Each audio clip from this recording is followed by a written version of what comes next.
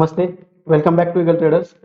मित्रांनो, जसं आपण कालच्या व्हिडिओमध्ये पाहिलं, बँक निफ्टीच्या ज्या लेवल आपण घेतल्या होत्या आणि जसं आपण प्लॅनिंग केलं होतं की याच्यामध्ये आपण कालच्या व्हिडिओमध्ये पाहिलं तर 53,800 एक रेजिस्टन्स घेतला होता आणि 53,315 एक आपण सपोर्ट घेतला होता. की जसं आपण कालच्या व्हिडिओमध्ये ठरवलं, करेक्टली त्या लेवलला आपल्याला मार्केटमध्ये एक शार्प बाउन्स बघायला मिळाला. बरोबर, साधारणतः एक 300 पॉईंटच्या आसपास म्हणजे 289 पॉईंटच्या आसपास आपल्याला एक चांगली बुल रन तिथं रॅली बघायला मिळाली.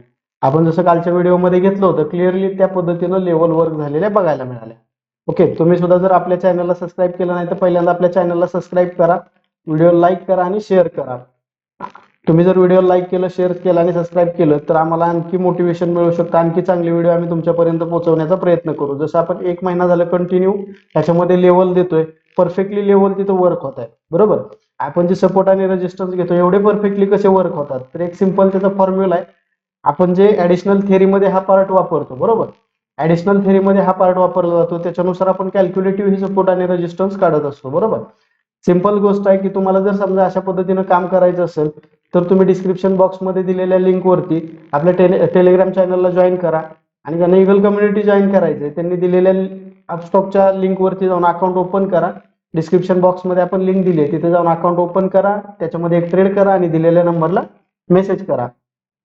जसं आपण निफ्टीमध्ये पाहतोय, निफ्टीचं जर लेवल आपण पाहिलं 24,675 एक रेजिस्टन्स होता. आपल्याला इथं जर आपला सेटअप वर्क झाला असता तर आपण इथं ब्रेकआउटमध्ये काम केलं असतं, परंतु याच्यामध्ये कुठलाही आपल्याला सेटअप तिथं वर्क झालेला बघायला मिळाला नाही. आपण तिथं वेट करत होतो कारण की एक थोडीशी ट्रॅपिंगची लेवल आपल्याला दाखवत होतं तिथं. Okay, as per data analysis जर आपण पाहिलं, ऑप्शन चेन मध्ये सुद्धा जर आपण डेटा पाहिला तर क्लिअरली तिथं काय झालं होतं, वरच्या बाजूला स्ट्रॉंग आपल्याला तिथं कॉल रायटिंग बघायला मिळालं होतं, त्याच्यामुळे आपण तिथं थोडंसं होल्ड केला. आता हे झाले आजच्या लेवल. उद्याच आपल्याला ज्या महत्वाच्या कुठल्या लेवल असणार आहेत ते आपण बघूयात. ज्यावेळेस आपण उद्या काम करणार आहे तर उद्यासाठी आपल्याला महत्वाचे लेवल काय असणार आहेत बँक निफ्टीमध्ये. बँक निफ्टीचा आपण चार्ट घेतलाय सिंपल, याच्यामध्ये क्लिअरली बघितलं तर 53,304 हा मेजर सपोर्ट आपल्याला तिथं बघायला मिळतोय आणि 53,607 हा मेजर रेजिस्टन्स आपल्याला बघायला मिळतो. याच्यामध्ये बिटवीन रेंज खूप मोठी आहे. आपण तसं जर पाहायला गेलं तर साधारणतः 200-250 पॉईंटच्या आसपास आपल्याला इथं बिटवीन रेंज बघायला मिळते, परंतु याच्यामध्ये कुठल्याही पद्धतीचा आपण ट्रेड प्लॅन करणार नाही. कारण की जर वन डेला क्लिअरली पाहिलं आपण, ओके, वन डेचा चार्ट वरती जर पाहिलं आपण तर क्लिअरली आपण जर पाहतोय तर मागचे एक 4 ते 5 दिवस झालं मार्केट एका रेंजमध्ये काम करत आहे. ओके, वन डेच्या चार्ट वरती जर आपण पाहिलं तर मार्केट 4 ते 5 दिवस झाले एका रेंजमध्ये काम करते, त्याच्यामध्ये मोठा मूव आपल्याला पाहिजे असा बघायला मिळाला नाही. पुढे जर आपल्याला मोठा मूव बघायचा असेल तर सगळ्यात महत्वाची सिंपल थेरी काय की जर समजा 53,304 जर ही लेवल आपल्याला ब्रेक झालेली बघायला मिळाली डाऊन साईडला तर आपण एक डाऊन साईडचे इथं प्लॅन करणार आहोत. आणि जर अप साईडला आपल्याला हा जर ब्रेकआउट मिळाला 53,607च्या दरम्यान विथ आपला सेटअप झाला पाहिजे, बरोबर ना, आपला जो इगलचा सेटअप आहे तो आपल्याला झाला पाहिजे तिथं. जर तिथं वर्क झाला तर डिसिप्लिन ठेवून कन्फर्मेशन घेऊन आपण तिथं ट्रेंड प्लॅन करणार आहोत. त्याच्यामध्ये साधारणतः 250-300 पॉईंटची रॅली आणि जर हा ब्रेकआउट मिळाला 53,867 जर ब्रेकआउट मिळाला तर वरती कमीत कमी 400 ते 500 पॉईंटच्या अपसाईडचे पुन्हा रॅली बघायला मिळू शकते. आपण एवढं ठामपणे ह्या सगळ्या लेवल कशा कॅल्क्युलेटिव्ह करतो तर ह्याच्यामध्ये एक थेरी वापरतो आपण. त्या थेरीनुसार आपण हे पूर्णपणे सपोर्ट आणि रेजिस्टन्स कॅल्क्युलेट करत असतो. हे झालं बँक निफ्टीसाठी. आता निफ्टीसाठी उद्या महत्वाचे लेवल काय असणार आहे. सिंपल निफ्टीमध्ये जरी आपण वन डेला पाहिलं तर एक 4 ते 5 दिवस झालं मार्केट एका रेंजमध्ये काम करते.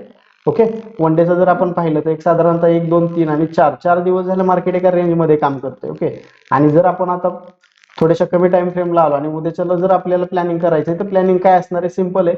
आपण ह्याच्यामध्ये भरपूर सपोर्ट रेजिस्टन्स काय घेत बसणार नाही, बरोबर ना. प्रत्येक 50-100 पॉईंट मध्ये आपली एक एक लाईन नसणार आहे, तर मेजरली फक्त आपण 4 लेवल घेत असतो, जास्तीत जास्त 4 लेवल घेतो आणि त्याच्यावरती आपण उद्याचं प्लॅनिंग करत असतो आणि परफेक्टली प्लॅनिंग आपल्याला तिथं बघायला मिळतं, बरोबर.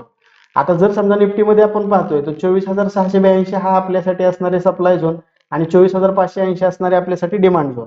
ओके, सिंपल गोष्ट आहे. जर समजा आपल्याला इथं ब्रेकडाऊन बघायला मिळालं तर डाऊन साईड पर्यंत आपण प्लॅन करणार आहोत आणि इथं जर ब्रेकआउट बघायला मिळालं तर अपसाईडचा आपण प्लॅन करणार आहोत. ओके, निफ्टीमध्ये तसं जर पाहायला गेलं तर तेवढा स्ट्रॉंग मूव आपल्याला अपसाईडला बघायला मिळत नाहीये, बरोबर. जसं बँक निफ्टीमध्ये बुल रन बघायला मिळतोय किंवा एक साधारणतः बुली सेटअप आपल्याला कंटिन्यू बघायला मिळतो एक 2-3 दिवस झालं, तसं निफ्टीमध्ये आपल्याला स्ट्रॉंगपणे मुवमेंट आपल्याला बघायला मिळत नाही.